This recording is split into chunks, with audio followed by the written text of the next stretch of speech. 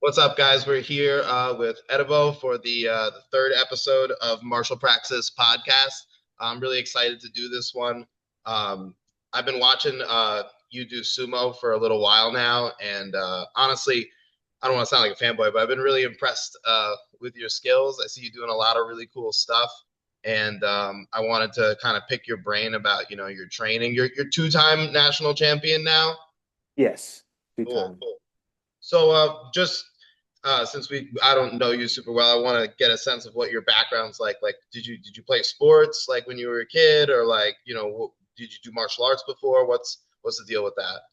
Yeah, so in middle school I did soccer on and off, and that wasn't really my sport. I mean, it was fun, but I didn't really stick with it. And then high school I started wrestling, and I really loved Gotcha. it. And that's been my main background since high school has been wrestling. Cool. Um, I wrestled varsity in high school, and then after high school, it's kind of hard as an adult unless you're on the top level Ah, to yeah, find people to actually like wrestle with. So I did a super bit of hard. jujitsu and a bit of MMA and stuff, which that didn't really stick. But I was doing that until I found sumo, and then it's been like 3.5 years, almost 4 years Cool. since I So you've been started doing doing sumo. sumo for So like 3.5, 4 years then. yeah. How did you like get into sumo? So before my first practice, I had actually been watching a fair bit of sumo. I wasn't really watching each tournament every other month, but I was looking at a lot of highlights and stuff, and I thought it was really cool and I wanted to try it out. I actually, about 3 or 4 months before my first practice, I was gonna do the nationals, the 2021 nationals. Okay, It was in Austin, Texas, and I was planning a trip to Texas, so I figured that I might as well since I'm there. But those plans fell through, so I never did that. gotcha. But a family trip that I took, we went to LA. It was a road trip, so we drove to LA, and I'm not a like a touristy kind of guy. Like I don't. If it weren't for sumo, I wouldn't have traveled to a bunch of different places. Yeah, yeah, yeah. So I was kind of bored for the most part until I had remembered that one of the videos I'd watched it was some people trying out sumo, but they were in LA trying it out. Ah, So then I figured I should go ahead and look it up and try it out, see where it's at. And then I really liked it. Their club leader put me in touch with someone from North Carolina, Eric Wynn, and okay, then I started training with him. very cool. So you actually had planned to just like go to a tournament. Yeah, I was thinking about it. Yeah. That's what I did. Like I like had never trained sumo ever, and I just like registered for like some tournament in Orlando. I had like a jujitsu tournament like later in the day that day, and Hmm. and like a seminar the next day, and I was like, all right, like I'm just gonna try this, and it ended up being really fun. Like I really liked it. Um, so what like how do you it seems like you take your training pretty seriously for sumo. I see you kind of like traveling and doing like a whole bunch of stuff to get ready for these competitions. Like what's your like training schedule, your structure, like how do you kind of plan out your training? Well, back when I was in North Carolina, I would just do general strength training throughout the week. And then on Sundays, we'd have Keiko is what we call practice in sumo. Yep. We would have Keiko. Sometimes we would have it twice a week, like maybe on a Wednesday or on a Monday alongside the Sunday. And then now I moved to Texas almost a year ago. So since then, it's been about once a month. I'll actually go to a club just because I'm farther out Yeah, yeah, than yeah. I was in North Carolina. So the closest major city is Dallas. That's 2 hours and 20 minutes. And then the next closest is Houston. That's about 2.5 hours. Um, so I'm part of the Houston team right now, and I once a month I travel down there How to long how long do you compete. guys train for like when you have a practice? We really don't have like a set time limit. I mean, I really don't even pay attention to the time. Me personally, I just go until everybody's done, just because I have the endurance to go for a long time. Yeah, yeah, yeah. That's usually 1.5 to 3 hours. Yep. That's probably Yeah. like the minimum and maximum.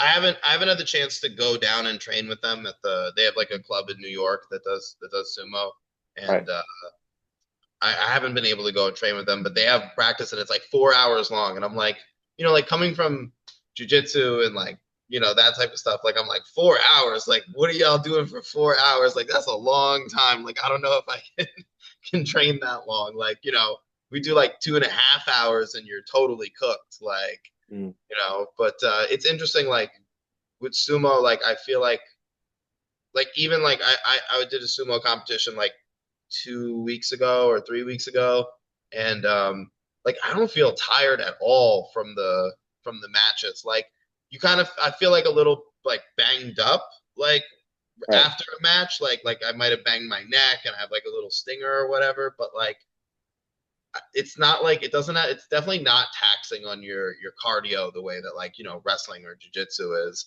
Yeah.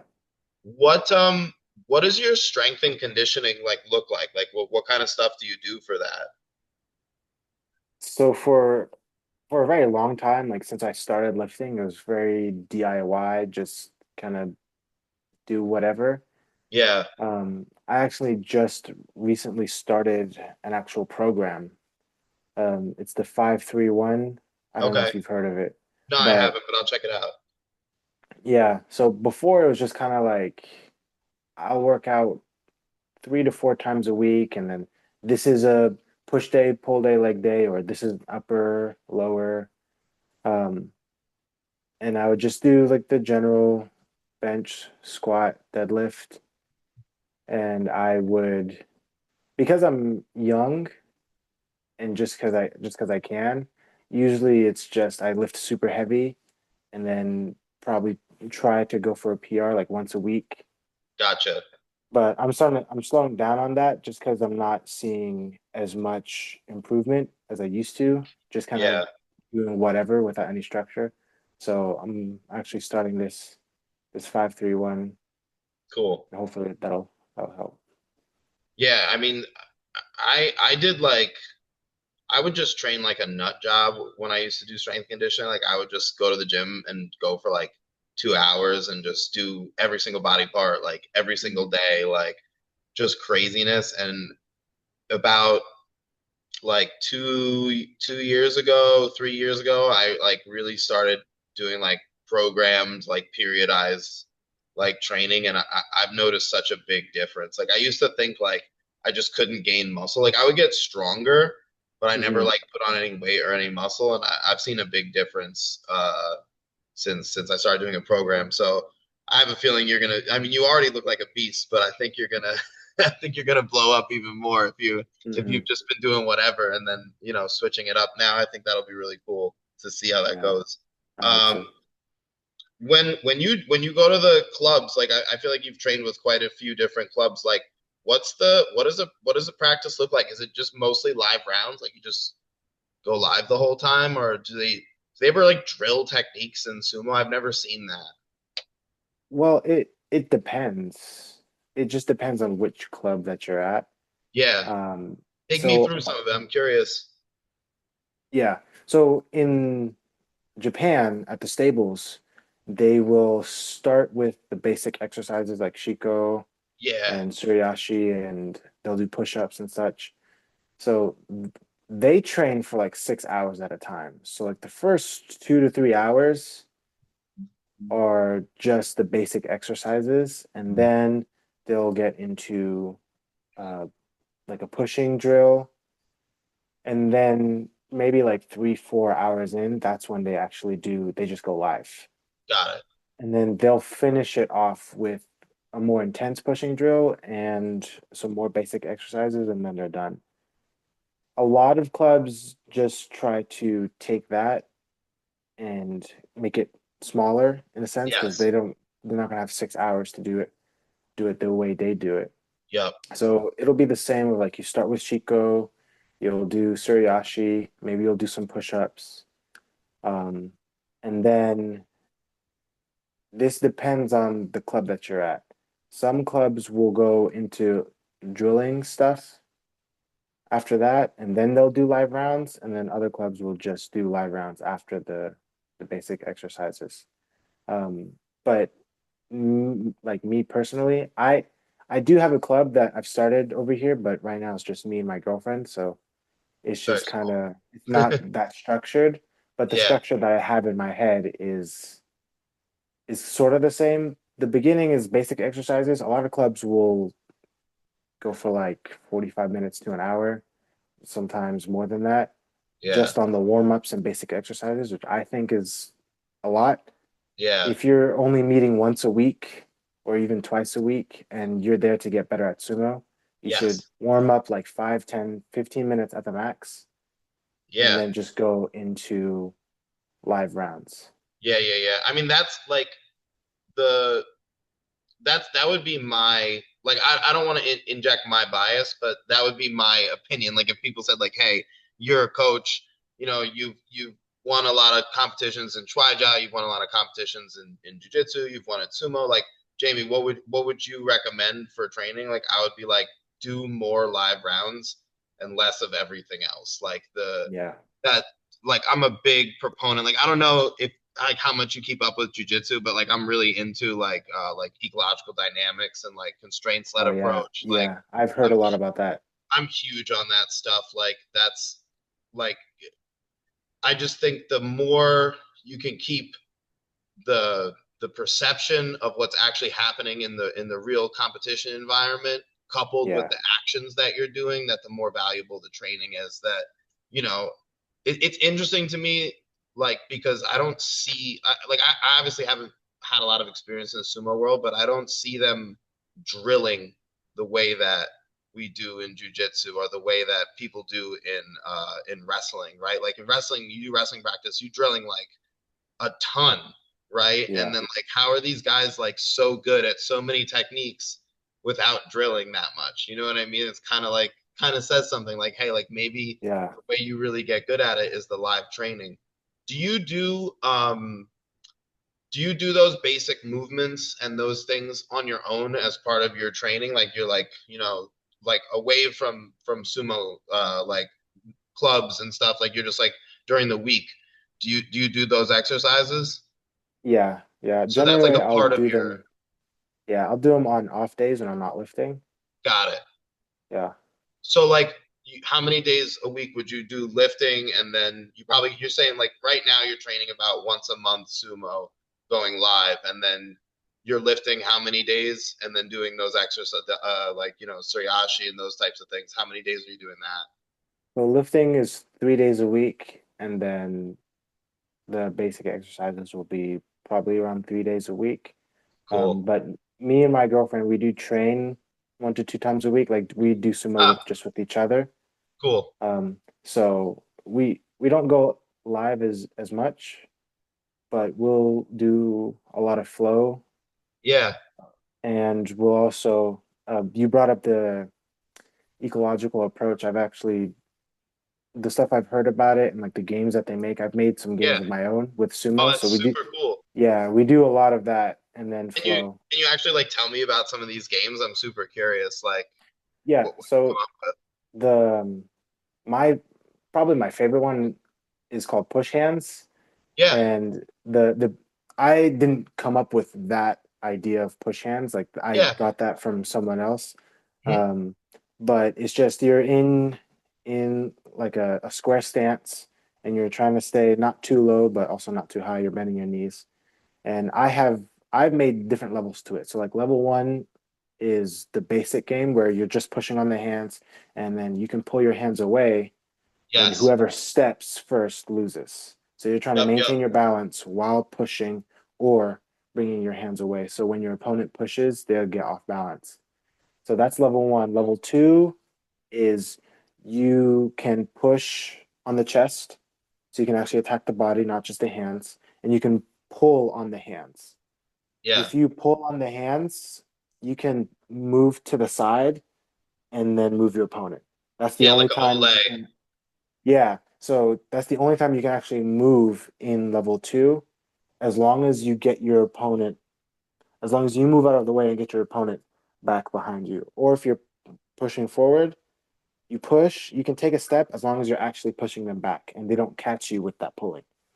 Very cool. And then level three is, say someone pulls you, if you can pivot and square back up with them in no more than 2 seconds, then the round keeps going.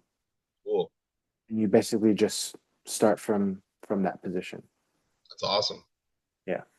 Is that so? That's the those are the main ones that you play. That's like my favorite one.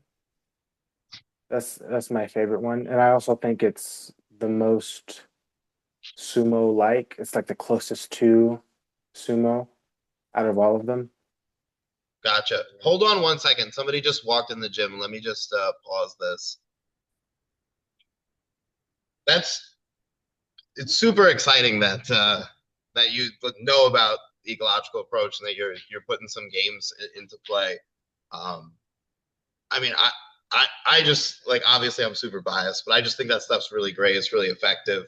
Um, yeah, I kind of you kind of got my wheels turning. I'm like, man, you could do some interesting stuff with the edge, like Yeah. playing on the edge, which kind of gets me into a question that I have, like, because like one thing that's big in ecological dynamics is understanding like affordances and action capacity. So it's like, when we look at these like high level sumo wrestlers that you watch in the tournaments, they're so much bigger and stronger. They have these physical action capacities that go way beyond like what players have that like we encounter in tournaments that you're doing. Um, Mhm.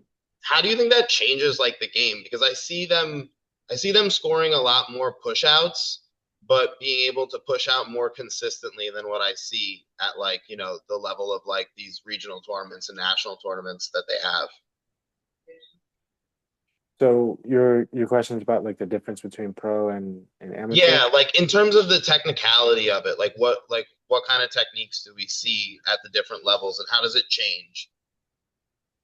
Well, honestly, I think it's pretty much the same. Okay. It's just how it looks might be a little different. So it'll the two main ones will be Oshidashi, which is push out, and then Yorikiri, which is force out. Yeah. So the push out is you have your hands on your opponent's body and you're pushing them out of the ring. But a force out is your hands are on the belts Yes. and you're forcing them out of the ring. Yeah, So yeah, yeah, yeah. those two, I would say, are probably still the most common ones, just because they're pretty basic. I Yep. mean, it's either you push them out with your hands or with your hands on the body or on the belt, which is that's what people mainly go for in amateur, at least in America, Yeah. is they'll be pushing on them or using the belt to force them out. Because what I noticed is like I was watching the tournament pretty closely, the amateur one that I was in, and like people would start pushing the other person out and they would get really close to the edge and then they would just like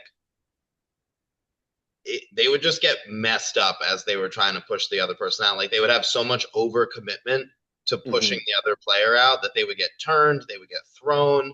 Like once you hit the edge of the doyo, like the complexity of the interaction just would go up so much, and like Yeah. people were really having that get used against them. Like oftentimes the person who appeared to be pushing the other person out would end up getting thrown out themselves. And I'm Yeah. not sure, I could be wrong, but I just didn't, in what I watched of professional level, I didn't see that happening as much. Like they seemed to be much more careful about the way that they push the other person out of the ring. Yeah. I mean, you'll still see it. It's probably not as common just because it's a higher level. Yeah. But what I've noticed is even at that higher level, you'll have guys who specialize in one style. So there's Yes. two basic styles. There's the Oshi style. That's the pushing and the thrusting where they use the tsupari. And then Yeah. there's Yotsu, which is more grabbing the belt, using Yorikiri, or using the belt to throw. Yes. A lot of guys, even in the top division, they are not as versatile as you'd think. They just have mainly one style where they're pushing. Like a good example is Gonoyama. Hmm. He is just straight pushing. And then once someone gets in on him on the belt, or once he finds himself in that position where he has to grab the belt, he kind of doesn't know what to do because that's not his main style. Yeah, yeah, yeah. And with him as well, he has a lot of matches where he'll be driving the opponent back and it looks like he's about to win, but at that last second, once they hit the Tawara, that's when he gets thrown. Yeah, yeah. That makes sense. It's interesting because like in Chinese wrestling and Shuaijiao, we have push out rule as well. Like it depends what tournament. Like it's so annoying with some of these arts because the people just be changing the rules all the time. Like Mm-hmm. I went to nationals this year for Chinese wrestling, and normally it's like a 9 point differential to win, and they're just like we get there and it's like 10 point differential. I'm like who? I'm like I was at Worlds last year. This isn't a Worlds rule. Like y'all just made this up for no reason. Like I'm just like Right. why are we just like changing rules for funsies? Like it's just so weird. But in most cases, most Shuaijiao tournaments will have a push out rule, and Mm-hmm. there's actually like a movement growing, especially in China, by Mongolian players who play the push out. Typically, that was kind of seen as like dirty, like like you're supposed to throw them, like you're not really playing the game right. Yeah. But now Yeah. these younger guys are like getting really, really good at pushing people out. But for me personally, and this was also my strategy going into last sumo tournament, like I kind of shy away from trying to push people out because my Mm. strength is throwing anyways. So I tend to want to just stay in the middle and try to throw the person and use them Yeah. trying to push me out, like kind of against them. And I found that to be like kind of reliable in the sense that I don't have to encounter that like complexity at the edge of the ring. Like it just gets too crazy over there, and Yeah. I'll just stand there and try to take you down. But it's very interesting, like how that works. And there's two styles. That kind of gets into something else that I wanted to ask you, which is like, what are like your favorite techniques? Like, what are your personal techniques that you favor, and like what's your style? Like, how would you describe that? Um, I'd say I'd say my style is more unorthodox Yeah, compared to other people just because I'm not mainly one or the other. Like I'm not just pushing or just using the belt. Um, my favorite, so there is one that I kind of go for. I find myself going for more often. It just kind of happens more often is the overarm throw, watanage, yeah. just because it feels That's natural. kind of like you get an underhook and you wheel the person. That's it's your arm is over your opponent's arm, so It's like a wizard. it's not exactly because a wizard will be you're actually tucked under the arm. The watanage is you're just over the arm, but your hands on the belt. Got it. Okay. Yeah, Like almost like a Russian grip or a Georgian grip. yeah, yeah, yeah. Okay. So that's And that's then kind of like one that you find yourself doing a lot. yeah, just even rarely I rarely plan anything, so just subconsciously that's what I notice myself going for a lot in practice and in tournaments. But if I had to pick like my most favorite one, like one I would want to see Yeah, yeah, the yeah, most, it's I forgot what it's called in Japanese, yeah. Well, just go ahead and describe but I don't know if you've seen me do this one, but it's one where I'll actually have I'll have like a loose overhook. It's not exactly like a deep wizard, but their arm is under mine, and I'll have this space right here where I can spin around, and then it. Yeah. their arm's gonna be on my shoulder, and then I throw them from there. Almost like a duck under, like you get your head all the way through, or no? Well, A duck under, yes, but I'm not going towards the body. I'm going away from the Yes. body. You turn the other way. I turn the other way, keep the arm, and then I'm trying to throw them. Ah, that's cool. Yeah, Very cool. With with the overarm one, like Uwatanage, yeah. uh, what's your leg placement like? Do you put your leg in between the person's leg as you turn? Like you're not lifting with the leg.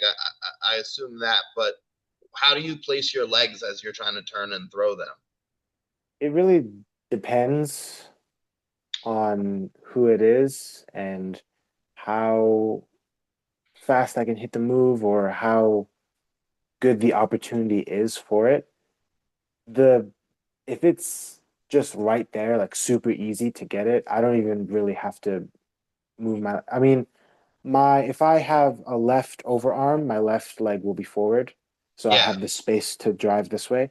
Yes. Um, but a lot of times I will put whichever arm I'm throwing with, that leg will be in between their legs, and I'm Yeah. not like lifting them up, but I'm lifting their leg up just a little bit. I'm trying to off balance their leg to get that Yes. throw going. Yeah, it's funny. I only ask that because like there's this movement in Chinese wrestling called Y, and it's also common in Mongolian wrestling. It's called Huntra in Mongolian wrestling. They don't really do it in judo. It's like a half Tayatoshi. Like it's like you're putting your leg in between the person's legs, and then whether you have an underhook or overhook or over the belt grip or lapel grip, it doesn't really matter. Like you can pretty much do it from any grip, but then you Hmm. rotate them around your leg. And when I was watching the amateur competition that I was at, I kept seeing guys go for the throw you're talking about, but they wouldn't put their leg in the middle. And like I was like, Mm-hmm. yo, if these guys just knew why, like if someone just showed them this one thing, like they would be throwing everyone. Like I was like, Hmm. it just was like blowing my mind. Like I was like, man, like all they have to do is just put their leg in the middle. But they kept so many people would attempt it without that leg forward. So they would be trying to throw, but they were almost like in a square stance and just rotating their upper body. And Right. you just get less torque. And then there's also a kind of a component of like almost like it's not quite a hip toss, but like you kind of get your hips in the way and it makes them fall over your hips. Yeah. But I did notice that like I I like to do like Uchimata a lot, and Hmm. I had somebody near the edge of the ring, and I went to throw them with like an Uchimata, but like because they were trying so hard to push me out, like it was so easy. Like I just like went, I did this like a little bit, and they just went flying. I was like, oh, whoa, like that's not normally how that is when we're standing in the middle of a room. Right. Like you can really use that momentum against them. It actually got me thinking, like after the tournament, I was like, it actually is like sumo would be great training for other arts in the sense of like judo or Chinese wrestling or any of these sports where you have like throws because the players are pushing so hard against each other. It like acts as like an accelerant for the grappling exchanges. So like you have Hmm. the same stuff that would happen normally a lot slower happens a lot faster and a lot easier. Like there's just more affordances and they're more available because there's all this pressure of the players trying to push each other out, which I think Right. makes it really exciting to watch. Um, how do you deal with like bigger people? I mean, this is like a classic martial arts question. It's like how does somebody who's smaller, which is funny because like in sumo everything is shifted. Like I weigh like 220 now, and they're like, yeah, you're a middleweight. I'm like middleweight. Like Yeah. I'm like, bro, I'm like 220. Like come on, like. Yeah. Yeah. But how do you deal with like with bigger people? Do you have a strategy for that, or do you kind of just you're gonna go and do what you do no matter what?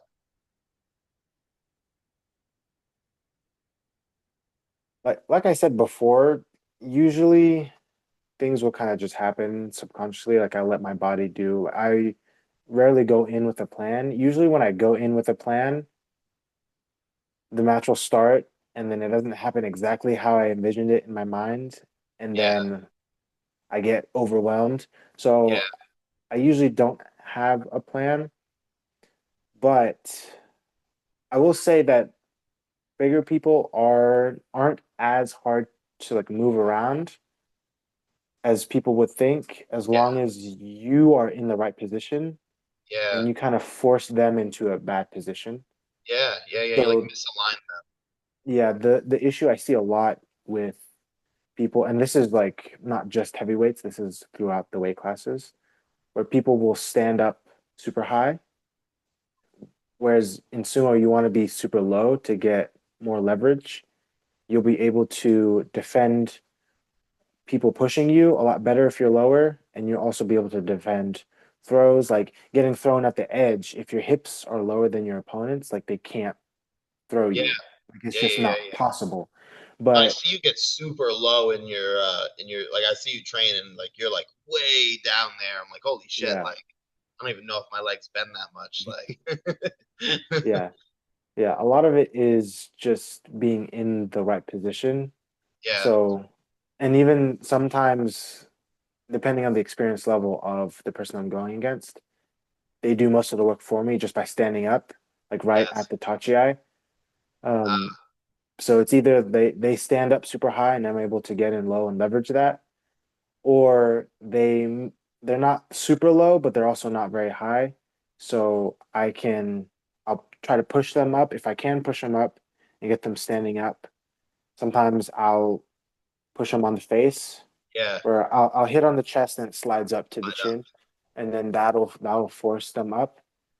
Or I can even a lot of times I want at least one arm inside, so that way I can drive my shoulder into them up, Yes. and then I can go lower, like change my level, and then maybe go for a throw or just off balance them. But a lot of it is just positioning. And even if I can't get to a point where I'm pushing them up, even if I just stay low and try to evade or absorb anything that they throw at me, that tends to work as well. Just staying super low and then finding an opportunity to attack. What's your process like with your because like I you know I used to kind of think more the way you it sounds like you do like when it comes to competition. Like I used to really like not go in with a plan and not game plan at all and kind of just go with the flow with things.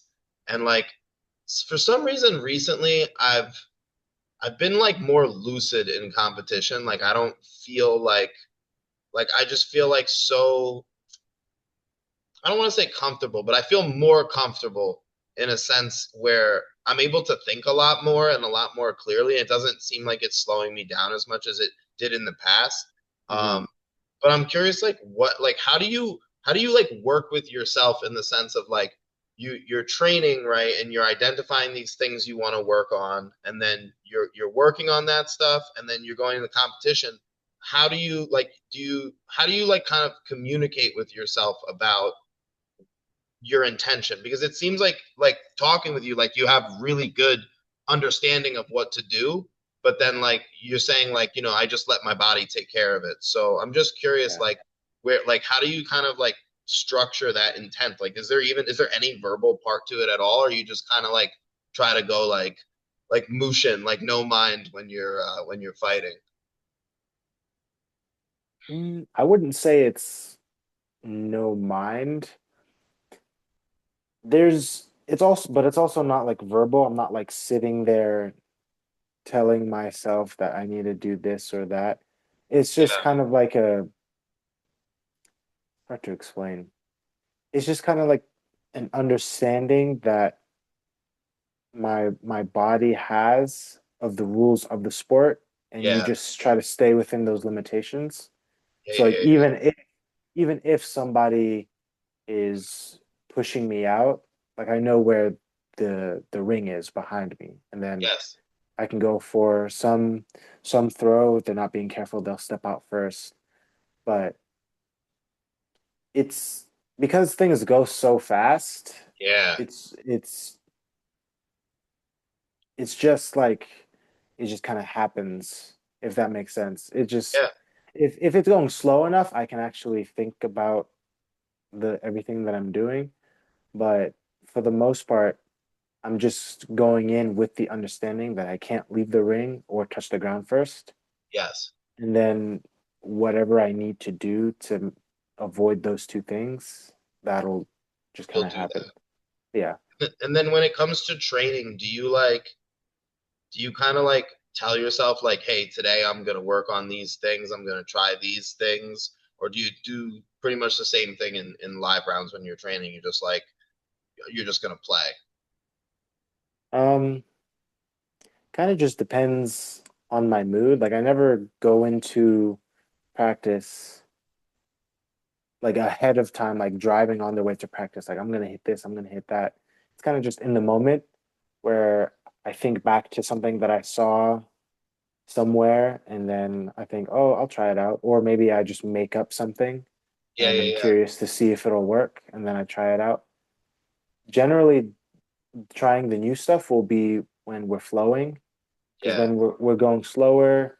It's not like I mean, practice isn't as high stakes as competition, but yeah, live the way we do it in North Carolina when I trained with them is that flow is that you're just trying to move, you're just trying to figure stuff out, make connections, and then live is where you're actually trying to win. yes, So I'll try new stuff when I'm flowing to see how I feel about it, if it actually works, if it's like a high risk kind of move or a low risk kind of move. And then live is where I'll be a lot more careful and then just yeah, stick to the things I know will help me win. cool.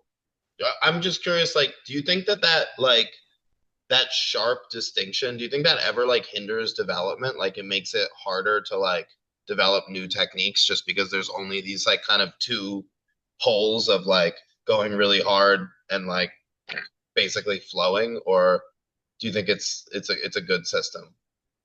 I think it's a good system because it's also it sounds binary just because it's like two words, flow and live, but Yeah, it's really more of a spectrum yeah, yeah, yeah, where and even in practice in North Carolina, they'll always say 50% flow, or yeah. they'll say 25% flow, Gotcha. or they'll say 75, 80% flow, even though, like, if you think about it, like, if it's past 50, that kind of should be live.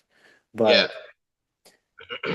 live is basically just kind of like 90 to 100, and anything below that is flow. And then there's like different levels to the flow. So I think adding that concept in is super beneficial for people just yeah, because you can go into the ring and be like, hey, let's do 30%. And then yes, that's where beginners can go in and they think of a move that they saw when they were watching pro sumo, or they yeah. had just gone over a move like an hour ago and they're practicing that and they want to hit it in an actual match. It's just, and I think it's really good because anything that you can do slowly, you can do it fast, Yeah, but you have totally. to do it slow first so your brain makes all those connections, Yeah. and then little by little you'll speed it up. Um, this is kind of like this is like a pet question of mine. This is something that it's oddly come up like on all three podcasts that I've filmed so far, this being the third one. It it just came up with some people. I do this Tamiki Aikido. It's like a sport Aikido. And it was a question with this too. And it's a big debate in jujitsu too. But like, how do you titrate your resistance? Like when somebody tells you go 50%, like what does that mean? Like, does it mean 50% strength? Are you going to cut your speed by 50%? Are you going to do some techniques and not other techniques? Like how do you judge that? Like I'll give you one example with me from jujitsu. Like Mm-hmm. I'm a really experienced leg locker. Like I probably broke like 20 people's legs. You know, Mm-hmm. like a lot of legs, right? Even if I go slow and don't use strength, if I start using those techniques, like I'll beat all my students easily.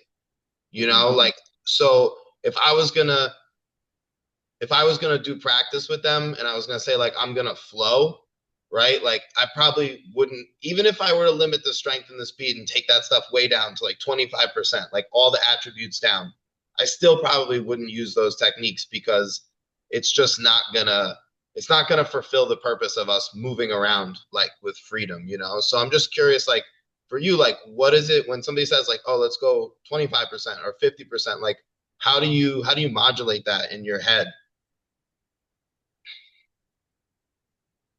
Hmm. This is a difficult question. It honestly it is. Like I'm not trying to like put you on the spot with a loaded question, but this Right.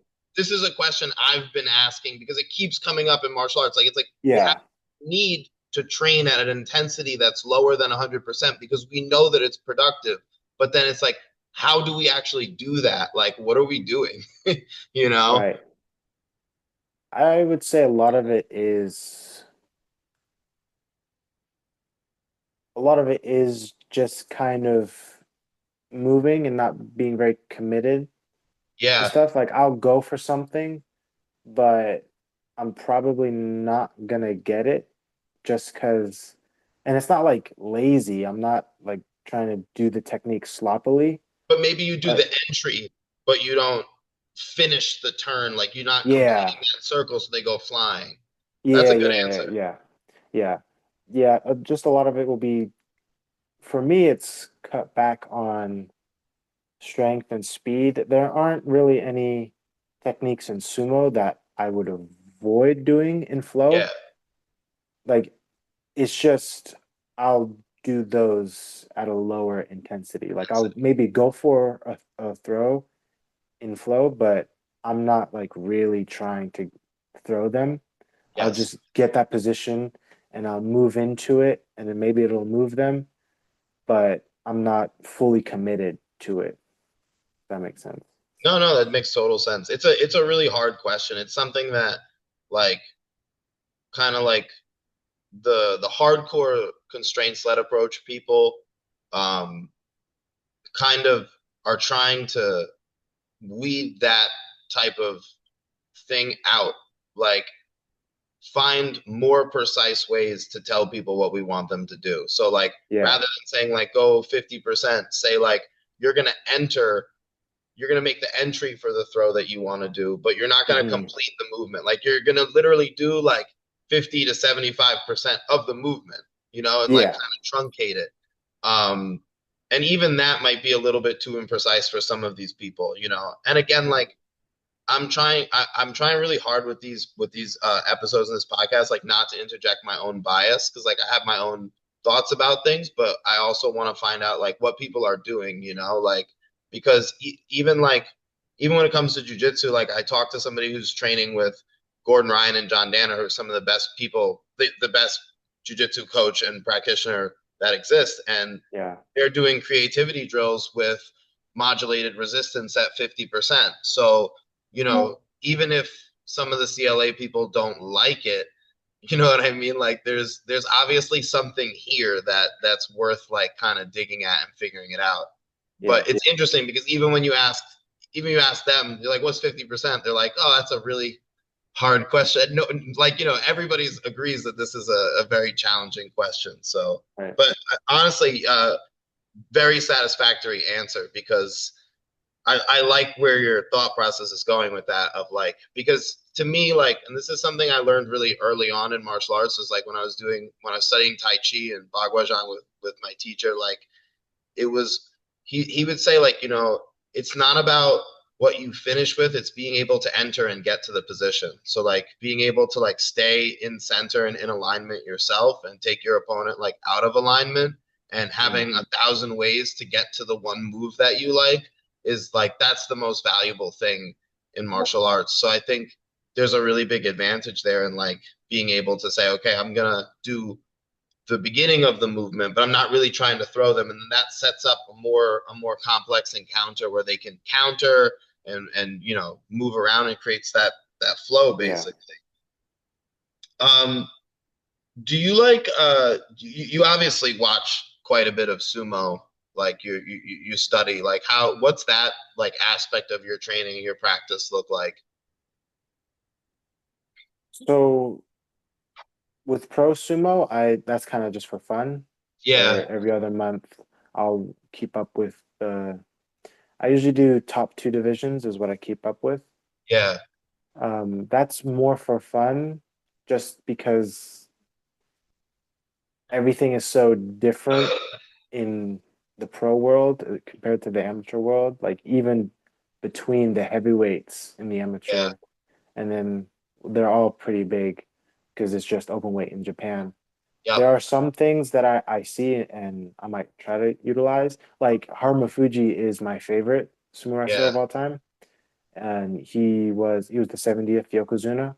So there are a lot of aspects of his style that I try to incorporate, but I'm not looking at every single wrestler I see in Japan and trying to be like every single one of them. of course, yeah.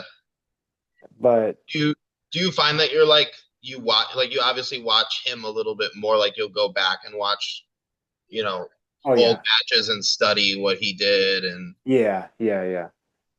So it's kind of him specifically, just yeah, because he was a lot smaller than people around him, and like Fuji too, especially. yeah, Both of Fuji got up to like max 270, okay, where the average weight is 330, and then Fuji got up to 300. gotcha. And so they were both like Smaller, below, yeah, yeah, they're both below the height and weight average of the sport. And so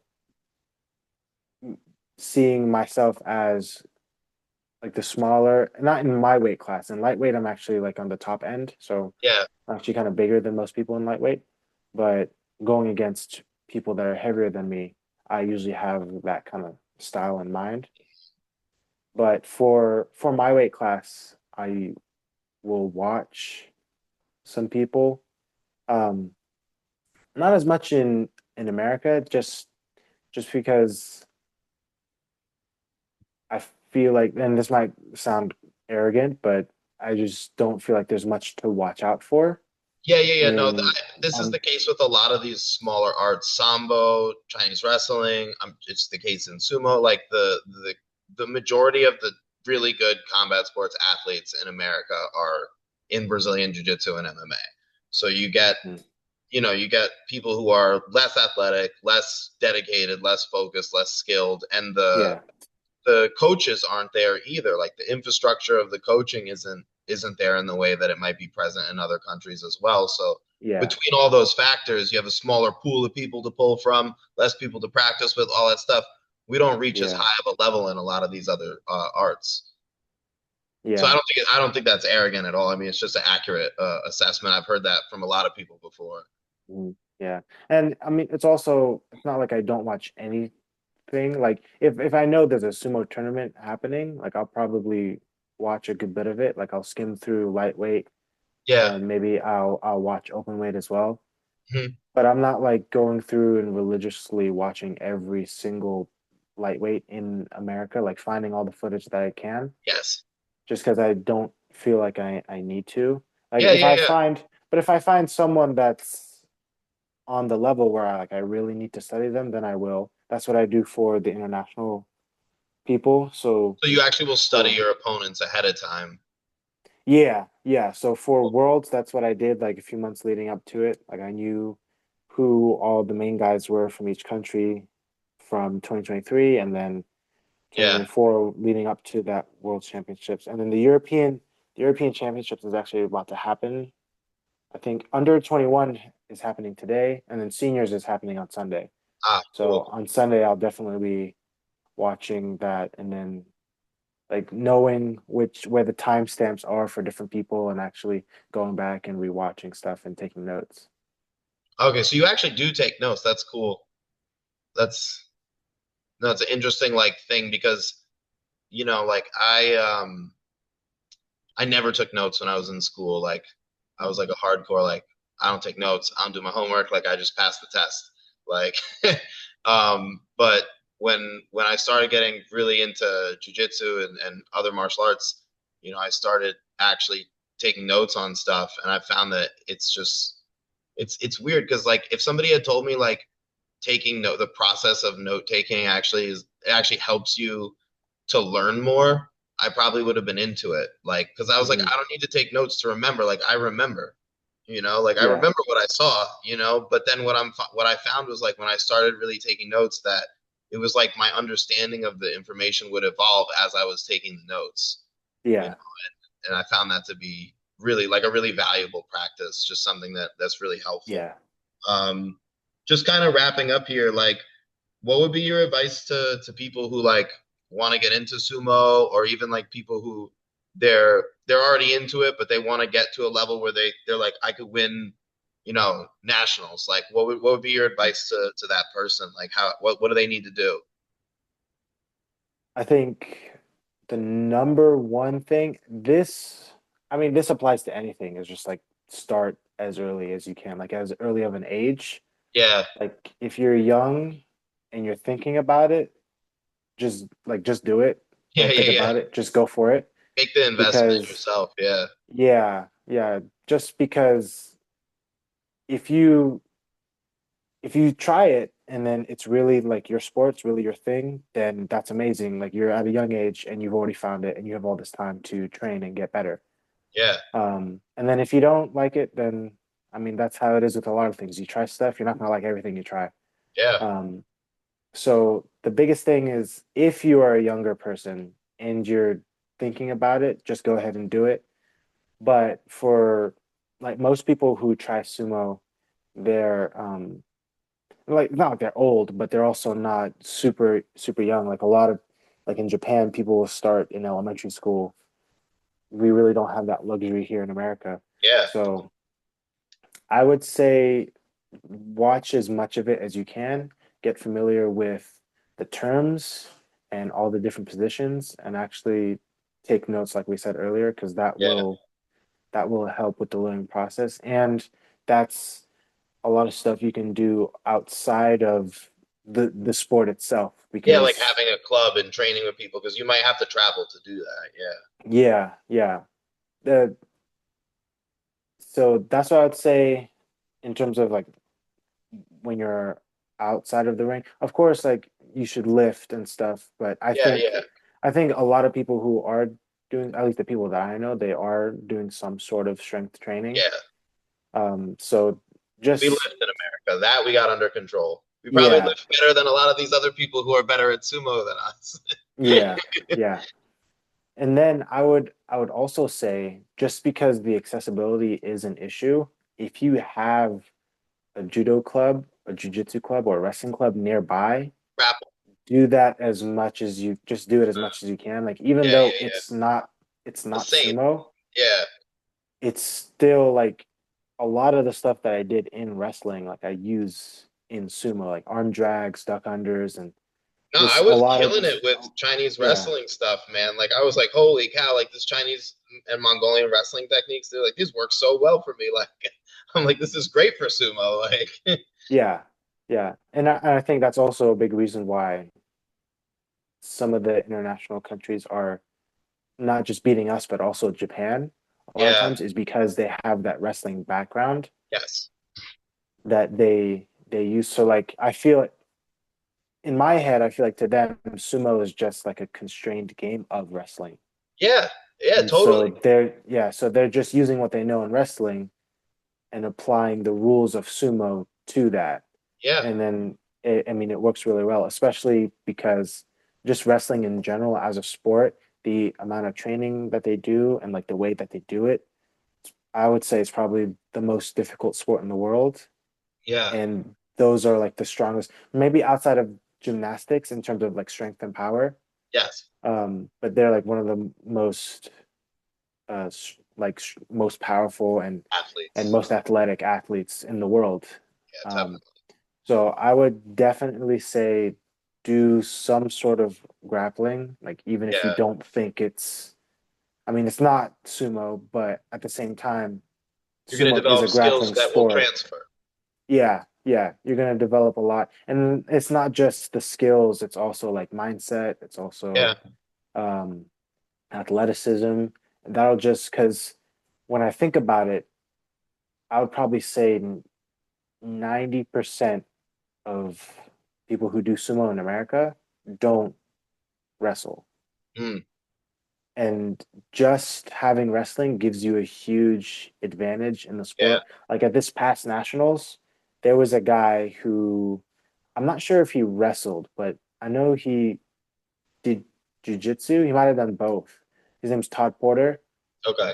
Um, he placed anywhere from fourth to sixth out of almost 20 people, just straight wrestling. I mean, he had some sumo before that. Like he learned a little bit about sumo before that, Yeah.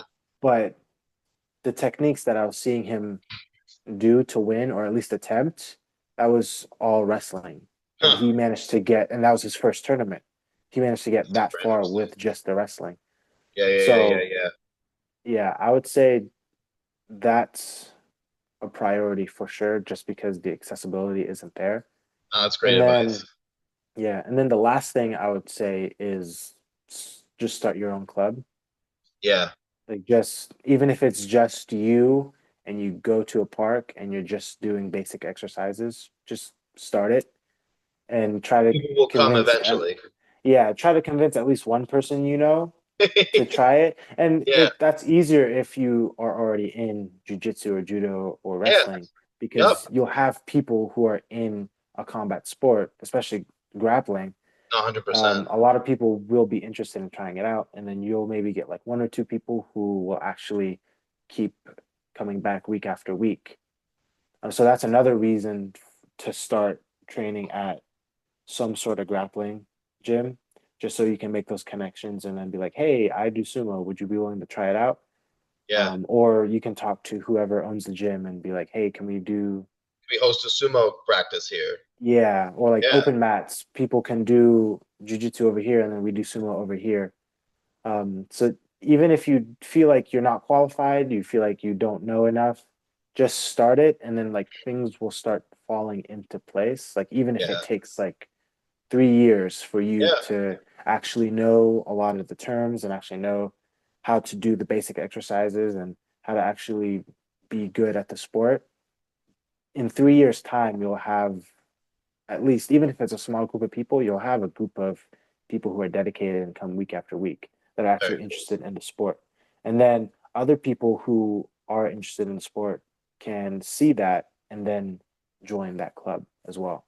That makes perfect sense. That's super. That's really good advice. And there's something that you said that you do earlier that I also think for anybody that trains any art, any sport, that I think is really, really important and really good, which is like pick somebody that you like to watch that inspires you and that Mm-hmm. you want to be like their style and start to study them. I think that that's like probably one of the most efficient, effective ways of studying. Because if you go and watch random matches, you know, and you see different athletes doing different things, you don't get something coherent. But when you study a player, especially somebody who's really successful, right, you're Mm-hmm. almost learning their system, right? And if you can start to learn and embody their system, then you're going to understand what kind of dilemmas and what things make a system work. And then from Yeah. there, you can develop your own system and your own style. You know, you don't do it just to become like them. It Yeah. it allows you to find yourself. You know, it's like a reference point. Like, okay, they do this, this, and this, and this. It's like I need something when people are about to push me out. I need something when when they're standing up really tall, right? And you kind Mm-hmm. of evolve your own system around that. So I think that was also a really great piece of insight that you had there. But man, it's been a pleasure doing this. I learned a whole lot of stuff, and you got a lot of really good stuff, a lot of really good answers. So I really appreciate you doing this, and thanks. Yeah. Thank you for having me on. This is cool. Yeah, this was a blast, man.